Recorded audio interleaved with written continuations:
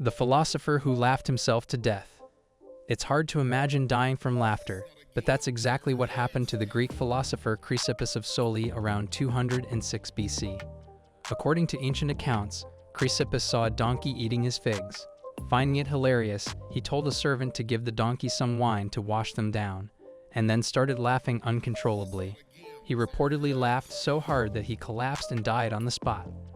Chrysippus was one of the founders of Stoic philosophy, a belief system centered around self-control and reason, so dying from laughter was about as ironic as it gets. The king who drank too much mead. In 1153, King Edmund of Scotland, also known as Edmund Ironside's descendant, met his end in an unbelievably foolish way. During a feast, he challenged his guests to a drinking contest, boasting he could outdrink anyone in the hall. He succeeded for a while. After consuming a massive amount of mead and ale, Edmund stood to make another toast and suddenly collapsed. His heart gave out, overwhelmed by alcohol. Back then, kings often tried to prove their strength and stamina through excess, but in Edmund's case, he proved the exact opposite. The man who tried to prove his windows were unbreakable. In 1993, a Canadian lawyer named Gary Hoy decided to demonstrate how strong his office building's windows were. He ran and threw himself against a 24th floor window, something he had apparently done before to impress interns. The glass didn't shatter, but this time the entire window frame popped out and Hoy fell to his death. Engineers later confirmed the glass was indeed unbreakable. It was the frame that failed. His tragic yet absurd stunt became one of the most infamous workplace stories in legal circles, a literal case of misplaced confidence. The inventor killed by his own invention. Franz Reichelt, an Austrian-born tailor living in Paris, believed he could design a wearable parachute suit. In 1912, he received permission to test it from the Eiffel Tower.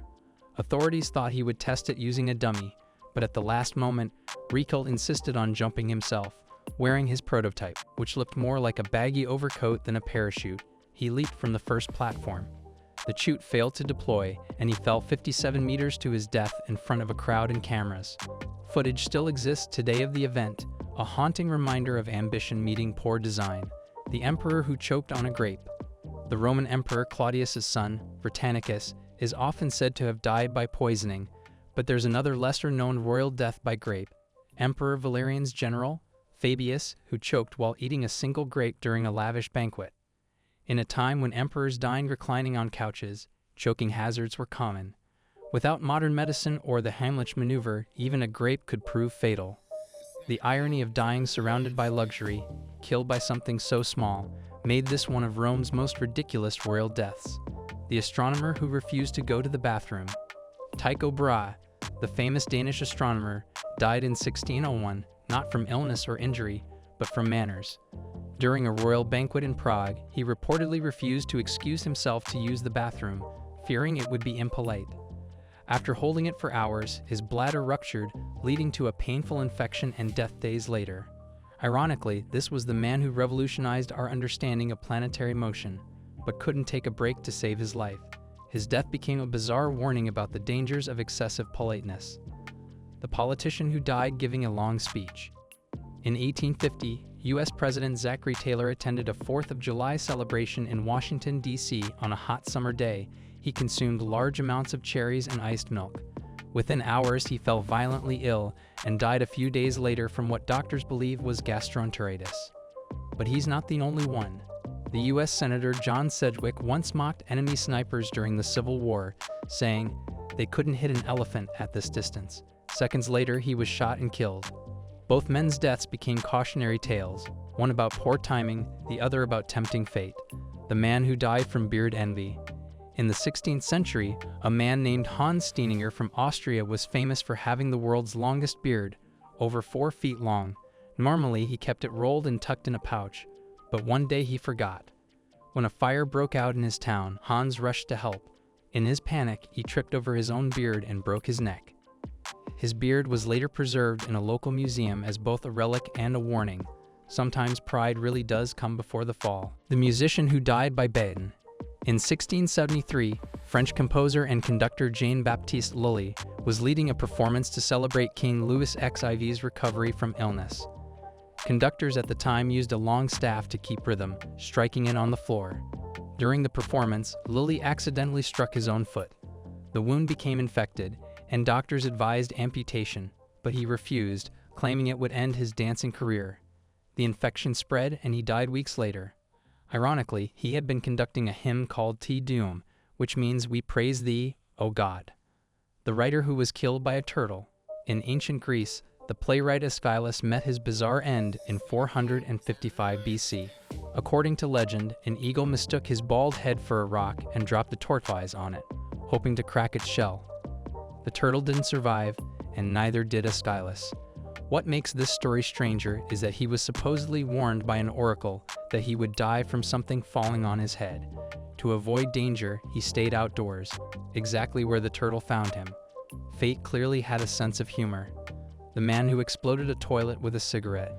In 1999, a man in Illinois accidentally blew up his bathroom after lighting a cigarette while using an oxygen tank. The tank leaked, filling the small space with oxygen-rich air. The spark ignited instantly, destroying the room. He survived the initial blast, but later died from severe burns. It sounds like a Darwin Award story, but it's true. A reminder that some warnings, like no smoking near oxygen, really shouldn't be ignored. The scientist who licked his experiment. Marie Curie's story is famous, but many lesser-known scientists met similar fates in strange ways.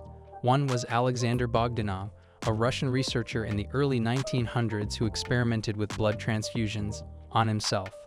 After injecting himself with blood from a student infected with malaria and tuberculosis, he became ill and died. Another was Harold Alexander, who accidentally poisoned himself while tasting chemicals during research, a habit common in 19th century labs. They literally died for curiosity's sake.